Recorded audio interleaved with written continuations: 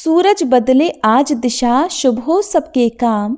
धरती गाए मंगल गान, खुशियों से भर जाए धाम। आप सभी को मकर संक्रांति की बहुत बहुत शुभकामनाएं। मकर संक्रांति सूर्य देव की उपासना का पर्व है जो हमें प्रकाश, ऊर्जा और सत्य के मार्ग पर चलने की प्रेरणा देता है। ये दिन केवल ऋतु परिवर्तन का ही नहीं बल्कि हमारे जीवन में शुभता और सकारात्मकता के प्रवेश का भी प्रतीक है। तिल गुड़ की मिठास से रिश्ते मजबूत होते हैं और पतंगों की उड़ान हमें ऊंचाइयों की ओर बढ़ने की सीख देती है।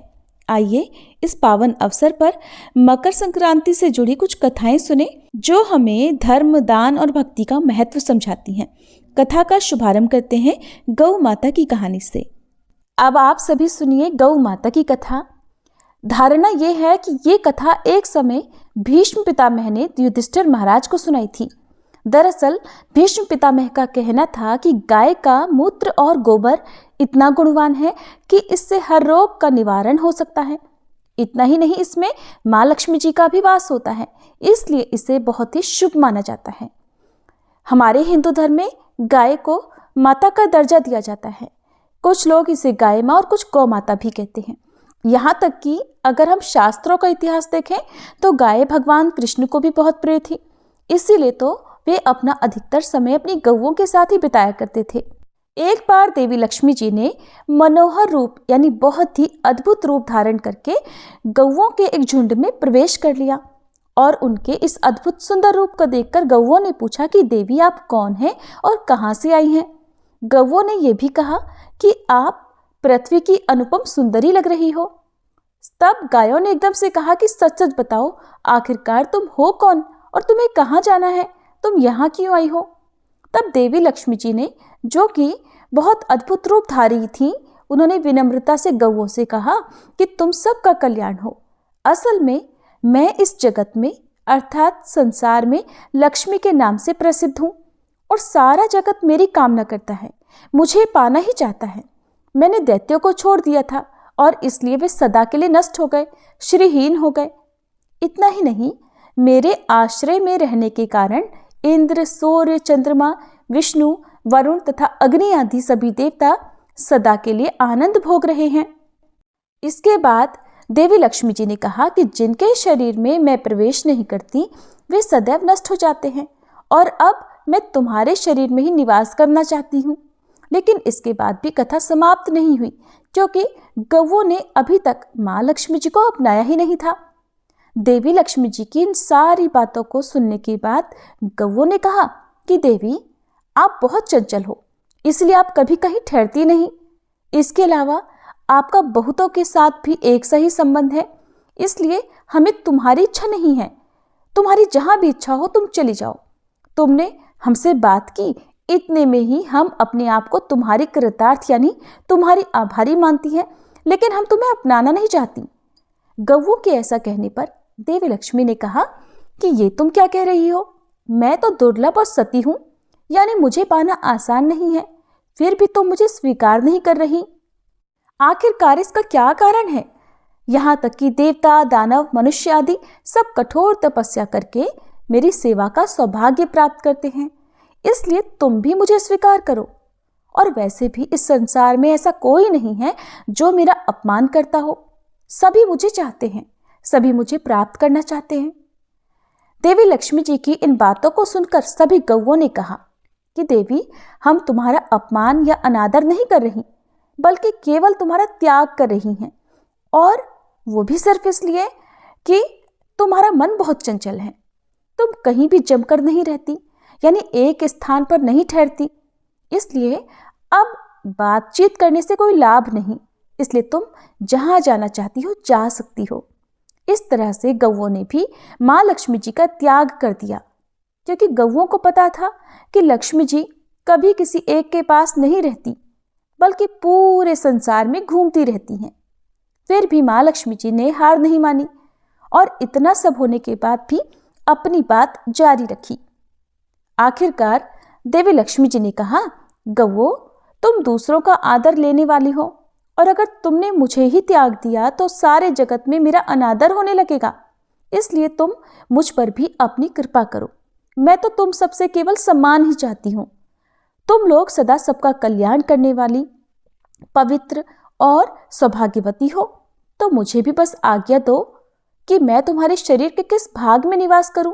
देवी लक्ष्मी जी के इस तरह आग्रह करने पर गौओं ने सोचा कि हर कोई तो देवी लक्ष्मी जी की कामना करता है, उन्हें प्राप्त करना चाहता है, और ये हमारी कामना कर रही हैं, तो गौओं का मन भी बदल गया। तब गौओं ने कहा, हे यशस्विनी, हमें तुम्हारा सम्मान अवश्य ही करना चाहिए, इसलिए अब तुम हमारे गोबर और मूत्र में निवास करो, क्योंकि हमारी ये दोनों वस्तुएं ही परम पवित्र हैं। तब माँ लक्ष्मी जी ने कहा, धन्यवाद और धन्य भाग मेरे, जो तुम लोगों ने मुझ पर अनुग्रह किया, यानी मेरे प्रति इतनी कृपा दिखाई। अब तो मैं ऐसा अवश्य ही करूंगी। मैं सदैव तुम्हारे गोबर और मूत्र में ही निवास करूंगी। सुखदायिनी कौवो, अर्थात सुख देने वाली कौवो, तुमने मेरा मान रख लिया, इसलिए तुम्हारा भी कल्याण हो। बस यही कारण है कि गौ माता की इन दो वस्तुओं को लक्ष्मी जी का ही रूप समझा जाता है। पद्म पुराण के अनुसार गाय के मुख में चारों वेदों का निवास है।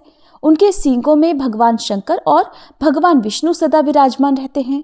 गाय के उदर में कार्तिकेय, मस्तक में ब्रह्मा जी, ललाट में रुद्र, सींगों के अग्रभाग में इंद्र, दोनों कानों में अश्विनी कुमार, नेत्रों में सूर्य और चंद्र, दांतों में गरुड़, जिह्वा में सरस्वती, अपान में सारे तीर्थ, मूत्र स्थान में गंगा जी, रोमकूपों में ऋषिगण, पृष्ठ भाग में यमराज, दक्षिण पार्श्व में वरुण और कुबेर, वाम पार्श्व में महाबली यक्ष, मुख के भीतर गंधर्व, नासिका के अग्रभाग में सर्प, खुरों के पिछले भाग में अप्सराएं स्थित हैं। भविष्य पुराण, स्कंद पुराण, ब्रह्मांड पुराण, महाभारत में भी गौ के अंग प्रत्यंग में देवी देवताओं की स्थिति का वर्णन मिलता है। गौओं का समूह जहाँ बैठकर आराम से सांस लेता है, उस स्थान की न केवल शोभा बढ़ती है, बल्कि वहां का सारा पाप ही नष्ट हो जाता है। तीर्थों में स्नान दान करने से, ब्राह्मणों को भोजन कराने से, व्रत उपवास और जप तप और हवन यज्ञ करने से जो पुण्य मिलता है, वही पुण्य गौ को चारा या हरी घास खिलाने से प्राप्त हो जाता है। कहते हैं कि जो मनुष्य प्रातःकाल स्नान करके गौ को स्पर्श करता है, वह समस्त पापों से मुक्त हो जाता है। संसार के सबसे प्राचीन ग्रंथ वेद हैं, और वेदों में भी गाय की महत्ता और उसके अंग प्रत्यंग में दिव्य शक्तियां होने का वर्णन मिलता है। गाय के गोबर में लक्ष्मी, गोमूत्र में भवानी, चरणों के अग्रभाग में आकाशचारी देवता, रंभाने की आवाज में प्रजापति और थनों में समुद्र प्रतिष्ठित माने गए हैं। मान्यता है कि गौ के पैरों में लगी हुई मिट्टी का तिलक करने से तीर्थ स्नान का पुण्य मिलता है। यानी सनातन धर्म में गौ को दूध देने वाला एक निरा पशु न मानकर सदा से ही उसे देवी देवताओं की प्रतिनिधि माना गया है। इसीलिए गाय को गौ माता कहते हैं। किसी भी शुभ अवसर पर गौ माता की इस कहानी को सुनने से हजारों तीर्थों में स्नान करने का और जीवन भर किए गए समस्त पुण्य कर्मों का पुण्य एक ही क्षण में प्राप्त हो जाता है। ये थी गौ माता की कहानी। प्रेम से बोलिए गौ माता की जय। धर्मराज जी की कथा। एक समय की बात है जब पृथ्वी लोक पर बब्रुवाहन नाम का एक राजा हुआ करता था। उसका राज्य बहुत ही सुखद था, समृद्ध था, और राजा भी बहुत दयालु थे और अपनी प्रजा का बहुत अच्छे से पालन किया करते थे। इसी राज्य में एक ब्राह्मण हरिदास भी रहा करता था। हरिदास एक तपस्वी था और उसका विवाह गुणवती से हुआ था, जो कि बहुत ही सुशील, धर्मवती और पतिव्रता स्त्री थी। गुणवती ने जीवन भर में सभी देवी देवताओं की उपासना की, सभी प्रकार के व्रत किए, और वह दान धर्म भी जी खोलकर किया करती थी। इसके अलावा अतिथि सेवा को वह अपना धर्म मानती थी। ऐसे ही हंसी खुशी और ईश्वर की उपासना करते करते वह वृद्ध हो गई। जब उसकी मृत्यु हुई तो यम धर्मराज जी के दूत उसे अपने साथ धर्मराजपुर ले गए। यमलोक में सुंदर सिंहासन पर धर्मराज जी विराजमान थे और उनके ही पास में चित्रगुप्त भी बैठे हुए थे। चित्रगुप्त जी के पास ही सभी प्राणियों के पाप पुण्य का लेखा जोखा होता है, जिसके आधार पर ही वे ये निश्चित करते हैं कि किस व्यक्ति को नरक में भेजा जाए और किस व्यक्ति को स्वर्गलोक भेजा जाए। चित्रगुप्त प्रभु को प्राणियों का लेखा जोखा सुना रहे थे, तभी वहां यमदूत गुणवती को लेकर पहुंच गए। गुणवती उन्हें देखकर थोड़ी भयभीत हुई और मुंह नीचे करके खड़ी हो गई। चित्रगुप्त ने गणवती के पाप पुण्य का लेखा जोखा निकाला और धर्मराज को बताया। धर्मराज जी ने पूरा ब्यौरा देखा। वे बहुत प्रसन्न हुए, परंतु फिर भी उनके मुखमंडल पर थोड़ी उदासी छाई हुई थी। ये देखकर गुणवती ने पूछा, प्रभु, मैंने तो अपने सारे जीवन में केवल सत्कर्म ही किए, दान पुण्य किया, व्रत उपवास किए, फिर भी आपके मुख पर ये उदासी छाई है, इसका क्या कारण है? कृपा करके मुझे बताइए प्रभु, मुझसे कहाँ क्या भूल हुई है? तब धर्मराज जी ने उत्तर दिया कि हे देवी, तुमने सभी देवी देवताओं के व्रत किए हैं, उपासना की है, परंतु कभी तुमने मेरे नाम से कुछ पूजा या पाठ या कोई भी दान धर्म नहीं किया है। धर्मराज जी की ये बात सुनते ही गुणवती क्षमा याचना करने लगी और कहने लगी, हे प्रभु, मुझे आपकी उपासना के बारे में कुछ भी नहीं पता था। मैं नहीं जानती कि आपकी उपासना कैसे करते हैं। कृपा करके मुझे वह उपाय बताइए जिससे कि मनुष्य आपकी कृपा के पात्र बन सके। हे प्रभु, मैं आपके श्रीमुख से आपकी भक्ति का मार्ग सुनना चाहती हूँ और मेरी ये इच्छा है कि मृत्यु लोक अर्थात धरती पर वापस जाकर मैं वापस आपकी भक्ति करूं और सभी मनुष्यों को भी इस बारे में बताऊं। धर्मराज जी ने उसकी विनती सुनकर कहा कि जिस दिन सूर्यदेव उत्तरायण में प्रवेश करते हैं, यानी कि मकर संक्रांति के दिन मेरी पूजा शुरू करनी चाहिए। उस दिन से लेकर पूरे 1 वर्ष तक मेरी पूजा करते हुए कथा सुनना चाहिए और एक दिन भी पूजा या कथा नहीं छूटनी चाहिए। साथ ही पूजा करने वाले व्यक्ति को धर्म के इन 10 नियमों का भी पालन करना चाहिए। पहला नियम है धीरज रखना और संतुष्ट रहना। दूसरा नियम है अपने मन को वश में रखना और सभी को क्षमा करना। तीसरा नियम है चोरी या अन्य दुष्कर्मों में लिप्त नहीं रहना। चौथा नियम है मानसिक और शारीरिक शुद्धि, यानी पर पुरुष या पर स्त्री से बचकर रहना। 5वां नियम अपनी इंद्रियों को वश में रखना। 6ठा नियम बुरे विचारों को अपने मन में न लाना, यानी कि बुद्धि को पवित्र बनाए रखना। 7वां नियम नित्य पूजा पाठ और दान पुण्य इत्यादि करना। 8वां नियम व्रत करना और व्रत की कहानी सुनना। 9वां नियम सच बोलना और सभी से अच्छा और सच्चा व्यवहार रखना, सभी के प्रति एक समान भाव रखना। 10वां नियम है क्रोध न करना। देवी, धर्म के इन सभी लक्षणों का पालन करते हुए पूरे 1 वर्ष तक मेरी कथा नियम से सुने, दान पुण्य और परोपकार करें और अगली मकर संक्रांति पर इस व्रत का उद्यापन करें।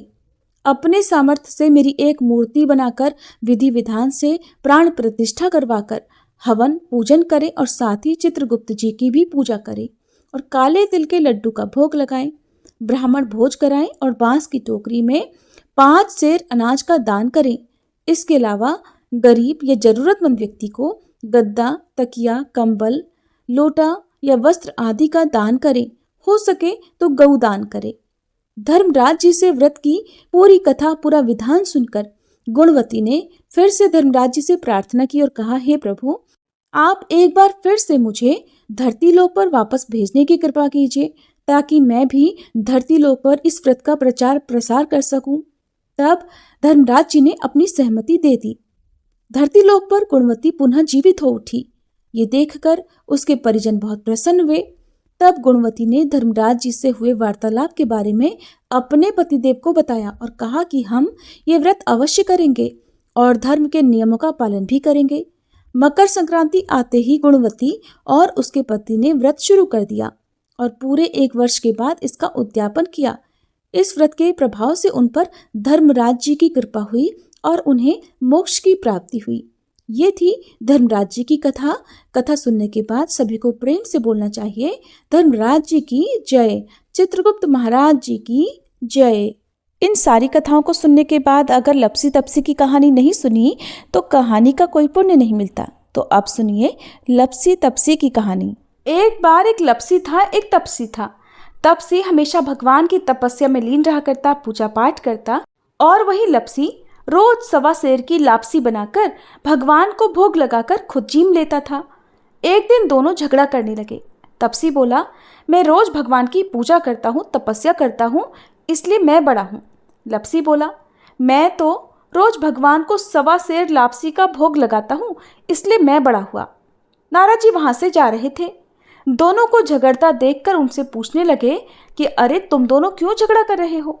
तब तपसी ने खुद के बड़ा होने का कारण बताया और लपसी ने अपने बड़ा होने का कारण बताया। नारद जी बोले, तुम्हारा फैसला मैं कर दूंगा, तब तुम्हें पता चल जाएगा कि कौन बड़ा है। दूसरे दिन लपसी और तपसी नहाकर अपनी रोज की भक्ति करने आए तो नारद जी ने छुपकर 1.25 करोड़ की एक एक अंगूठी उन दोनों के आगे रख दी। तपसी की नज़र जब अंगूठी पर पड़ी तो उसने चुपचाप अंगूठी उठाकर अपने पैर के नीचे दबा ली। लपसी की नज़र भी अंगूठी पर पड़ी, लेकिन उसने ध्यान नहीं दिया और भगवान को भोग लगाकर वह लापसी खाने लगा। अब नारद जी सामने आए तो दोनों ने पूछा, बताइए नारद जी, हम दोनों में से कौन बड़ा। तो नारद जी ने तपसी से खड़ा होने के लिए कहा। जैसे ही वह खड़ा हुआ तो उसके पाँव के नीचे दबी हुई अंगूठी दिखाई पड़ गई। नारद जी ने तपसी से कहा, क्यों, तपस्या करने के बाद भी तुम्हारी चोरी करने की आदत नहीं गई, इसलिए लपसी बड़ा है और तुम्हें तुम्हारी तपस्या का कोई भी फल नहीं मिलेगा। अब तो तपसी को अपनी इस हरकत के लिए बड़ी शर्मिंदगी हुई और वह शर्मिंदा होकर क्षमा मांगने लगा और उसने नारद जी से पूछा, बताइए देवर्षि, मुझे मेरी तपस्या का फल कैसे मिलेगा। नारद जी कहने लगे, अगर कोई गाय और कुत्ते की रोटी नहीं बनाएगा तो उसका फल तुझे मिलेगा। अगर कोई ब्राह्मण को भोजन करवाकर उन्हें दक्षिणा नहीं देगा तो फल तुझे मिलेगा। अगर कोई साड़ी के साथ ब्लाउज नहीं देगा तो फल तुझे मिलेगा। अगर कोई दिए से दिया जलाएगा तो फल तुझे मिलेगा। और अगर कोई सारी कहानी सुने लेकिन तुम्हारी ये कहानी नहीं सुने तो उसका फल तुझे मिलेगा। प्रिय श्रोताओं, उसी दिन से हर व्रत कथा कहानी के साथ लपसी और तपसी की कहानी भी सुनी और कही जाती है। ये थी आज की कथाएं। अगर आपको अच्छी लगी हो तो वीडियो को लाइक करना मत भूलिएगा।